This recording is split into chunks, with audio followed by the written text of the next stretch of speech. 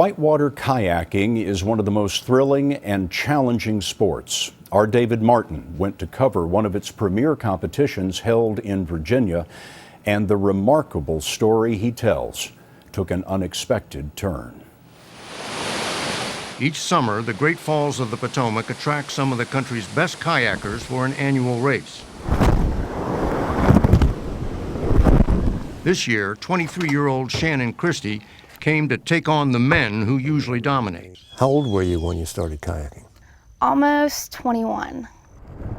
She's already run some of the most extreme whitewater on the East Coast, but she's never been here before. So you take up the sport when you're 21, and you're going to run Great Falls 3 years later. I am. That doesn't strike you as overreaching? I wouldn't say overreaching. It would strike me as confident. She's a rising star in the kayak scene, and she's just getting to the point where people want to capture what she does. Steve Fisher from South Africa is one of the sport's biggest stars.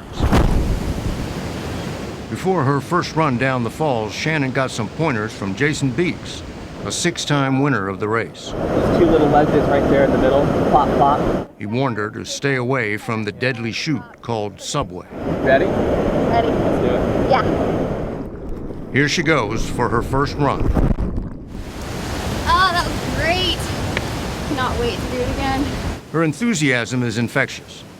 But these are Class 5 rapids, an international rating which means extremely difficult and violent with life-threatening hazard. 2 days before the race was to start, our cameras spotted an empty kayak at the bottom of the falls. It was Shannon Christy's. No one saw it happen, but somehow she had come out of her kayak, been swept over Subway and killed. Her body trapped under an avalanche of water. We've got tons of water pressure pinning her against a rock. Fisher led a team into the falls where they risked their own lives to recover her body. Tethered by a rope on one hand and anchored by another from behind, he leaned into the torrent, stabbing at the water with first his hand and then a paddle. I felt it hit something soft. That was not a rock. I said, she's here. I told her, I said, I'm going to take you home. I said, don't worry, I'm going to take you home. He managed to attach a set of slings to Shannon's arm and shoulder. The kayakers heaved with all their strength. And suddenly everything gave. She was out. She came right out of the sieve. Shannon Christy was the third kayaker killed by Great Falls since they were first run nearly 40 years ago. This year's race was canceled and a memorial service held instead. But the lure of the falls remains.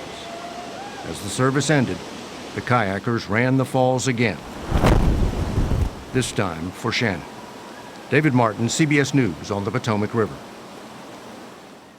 You can see David's full report tonight on 60 Minutes Sports on Showtime.